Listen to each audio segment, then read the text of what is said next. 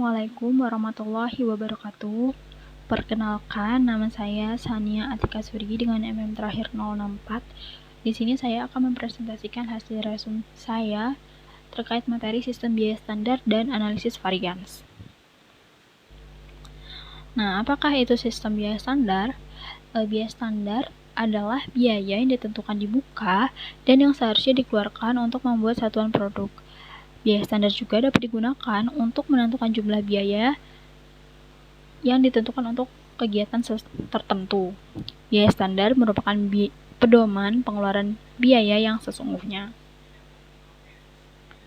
Kemudian, terdapat manfaat dari sistem biaya standar dalam pengendalian biaya.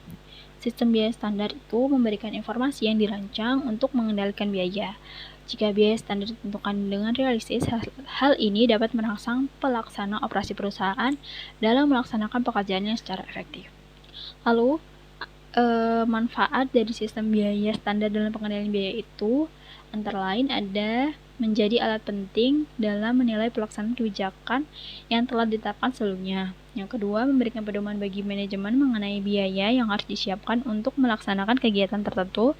Dan yang ketiga, menyajikan analisis penyimpangan biaya sesungguhnya dengan biaya standar sehingga membantu manajemen untuk melaksanakan pengelolaan yang berfokus pada penyimpangan yang terjadi. Selain itu, ada beberapa potensi dari kegunaannya. Di sini ada 4. Yang pertama itu ada penyusunan anggaran. Karena tidak memungkinkan untuk mencantumkan biaya sebenarnya dari suatu barang pada hari penyelesaian anggaran, biaya standar selalu digunakan dalam penyusunan anggaran. Selain itu, karena tujuan utama anggaran adalah membandingkan anggaran dengan hasil aktual pada periode berikutnya, maka biaya standar yang digunakan tetap terlihat dalam laporan keuangan sepanjang periode anggaran. Yang kedua, ada penghitungan biaya persediaan. Ketika menggunakan sistem persediaan perpetual, sangat mudah untuk menggunakan laporan yang menunjukkan saldo persediaan akhir periode.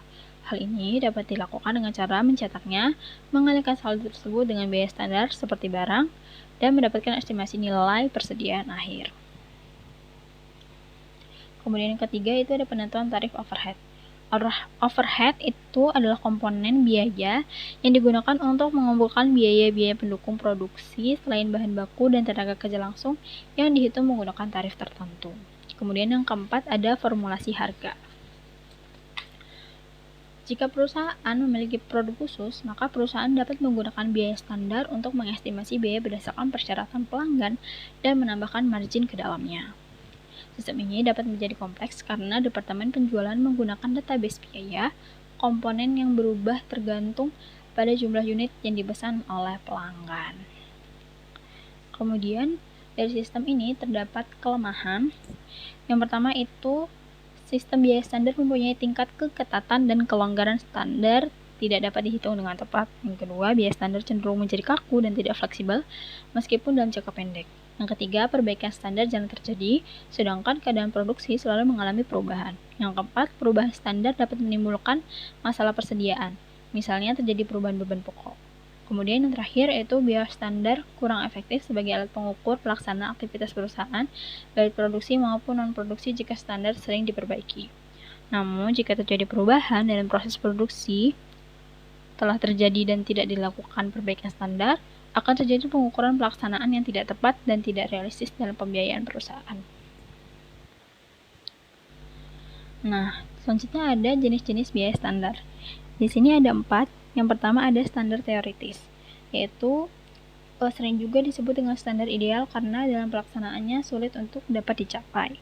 Kemudian yang kedua itu ada rata-rata biaya waktu yang lalu, yaitu biaya standar yang ditentukan dengan menghitung rata-rata biaya periode yang telah lalu.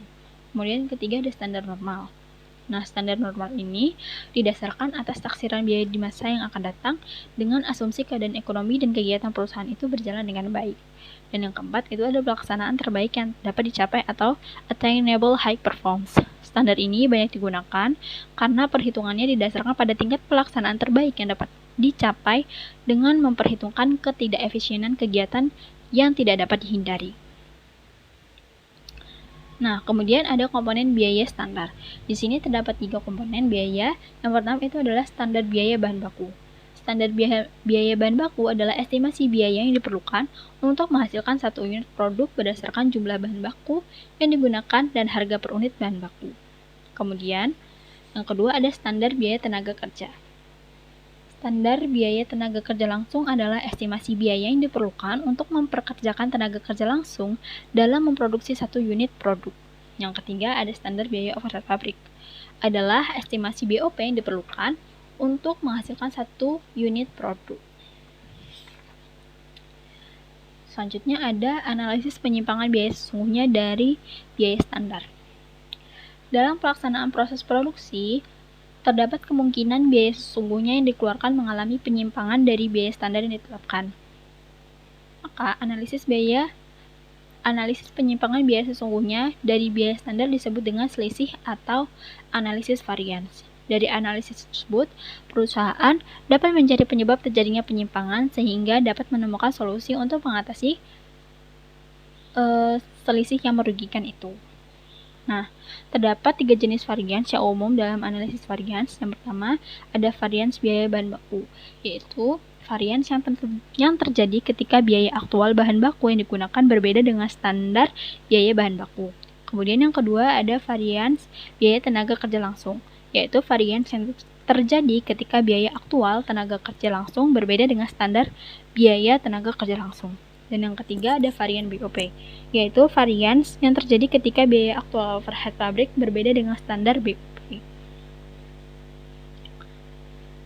Nah, yang selanjutnya ada analisis selisih biaya produksi langsung.